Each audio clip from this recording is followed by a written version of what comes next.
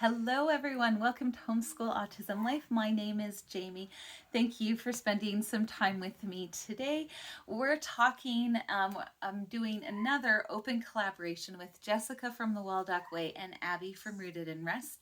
And every single month, during the school months, they have an open collaboration that they host talking about different elements of homeschool and opening it up to all of us homeschool mamas who share here on YouTube. And we just discuss how we do those different things. And I have loved to watch these series and pay attention to these series because or these playlists and collabs because it is so wonderful to see see how unique every single homeschool is. We're all doing this same job of homeschooling our children, and yet it can look so uniquely different for each and every one of our kids and each an individual family.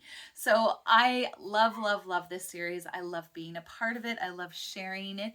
And this month, excuse me, topic is how we use screens in our homeschool.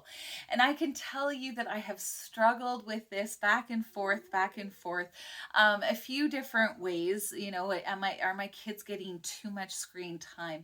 Am I getting like sucked in and just losing track of time and focus? And there's a whole bunch of things, but I definitely feel like the internet, online screens, all of it has a point and a purpose and needs to be used as a tool. And anything when used in too much of something is a bad thing, right? And I'm saying that wrong, but I think y'all understand. Um, it is very easy for us to go into access, and that's where I have struggled and continue to struggle, to be perfectly honest. But this is how I use it as a tool. So the first thing that I would like to say is YouTube. I would like to highlight the things that are good about YouTube. I feel like the homeschool community at large is actually a really awesome community, awesome ability to glean information. And I know that for some people, they can struggle with feeling like, oh, I need to do all of the things, or that mama is the woman across the room who's epic and awesome and has her life put together. It can get that way if you allow it to. But what I have discovered over my time doing content, but also watching certain homeschoolers like Abby and Jessica, I have found that is so helpful, because sometimes there's a thing that I might be struggling in my homeschool and I can actually type that out and look, there's another mama who has dealt with this, and some of the things that she came up with might work for me. They might not, but that's okay. You're making a silly noise, buddy. This the one thing that I love about this community and sharing. The large part of homeschool mamas are wanting to encourage everyone in their own journey and saying, this is what works for us. Maybe it'll work for you. Try it. So I use it for a lot of homeschool encouragement. I also love watching other mamas, because sometimes I get curriculum ideas. So I'm going to be doing a video soon about spelling and how I've changed my daughter's spelling curriculum, because what I was doing with her wasn't really working for us. Not because she didn't like doing it or whatever, but I found it hard for me to sit and put it in our day, where this other curriculum that I will share about later is one that can be done in 15 minutes a day. It's a little bit more age appropriate for her. So I was able to find that. And I found that with Pennies and Salt, Megan. And so when you can find other things like that, it's just awesome, because you don't feel so isolated and alone, and you have the ability to find it. And then I looked it up on other mamas, just typed in the actual curriculum, and was able to get a whole list. He's very loud today.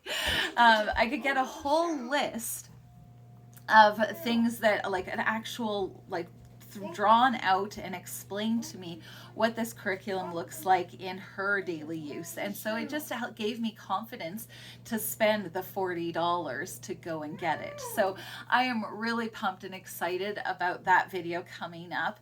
And yeah, I felt like if I benefited from that, then someone else might benefit as well. So the other thing that I have found a lot of encouragement with is other mamas who are homeschooling special needs.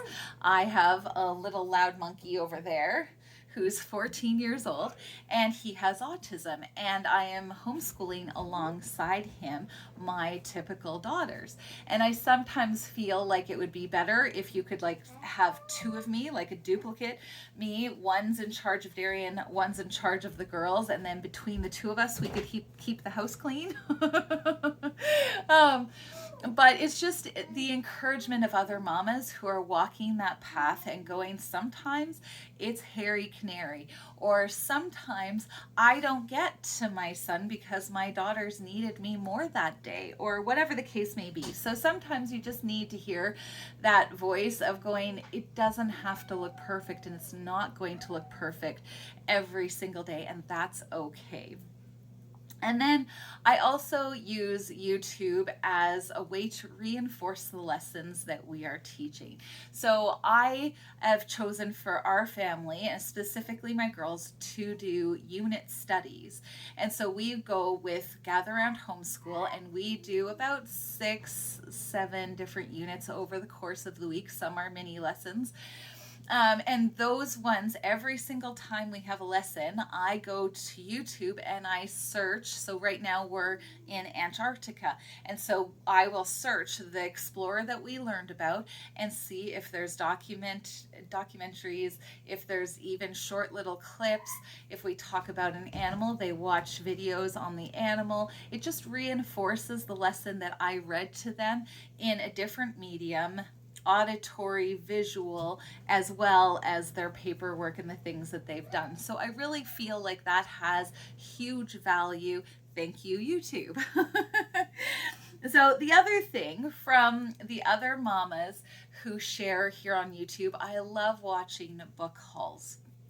It's why a week ago I had a book haul. Next week there's going to be a massive book haul that I got from Book Outlet for the units that we're going to do in the 23-24 homeschool year.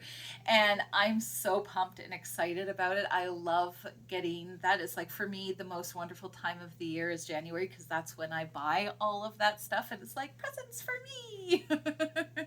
So but often I get ideas for books from other mamas and watching their book hauls or their library hauls, or them talking about their morning cart. There's a bunch of books that I bought that came from those things, and I was like, oh, that book sounds epic and awesome. And they are epic and awesome. So those are the types of things that I like watching, getting ideas, because some like these books, unless you're exposed to them, you would never know they exist. And some of them are so good. Like I think there's a Clive Anderson one, and it's a book that whenever I film that one, I will leave a link down below. But it is, I had to buy it off of Amazon, but it was one where it's like the evidence we have for the Bible.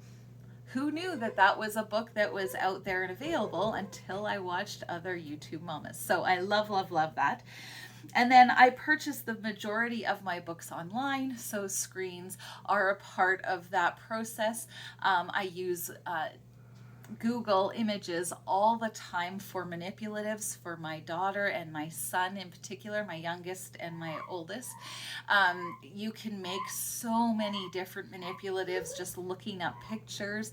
I will leave a link down below to my son who's autistic, his book writing thing that we have that it's expanded his language in a huge way, has taught him creative writing. All of those pictures I get from Google. Love, love, love, love, love that. Then the third thing that I use screens for, and this is the one that I feel the most conflicted by, but it has become necessary, is it is a way for me to keep my son busy. Once I started homeschooling my daughters, there was this struggle because he is very highly motivated by screens, and I think all kids are. But if he's not on his Xbox, then he is dumping his sister's collections of beads and buttons and whatever down the toilet and flushing them, or he's throwing all of their stuffies and making a mess of their beds, or ripping up paper and throwing it out the window for the wind to take off. And I have come to the conclusion, and I hope that this is something that benefits somebody else, or at least you feel heard and understood, that unfortunately this is something that is necessary in this point in time in our life, just so that I can actually teach my girls who may one day go to college and university and need to have a proper basis for them to jump off of. Where my son, and chances are he's not going to be going to college. He might, but chances are he won't. And so I've had to prioritize that time. And while it can be frustrating sometimes, and you look at the hours that he has spent on there, I have also found it to be a benefit, like just trying to gauge. So one of the things that he watches is Word World, or some of the things building in Minecraft.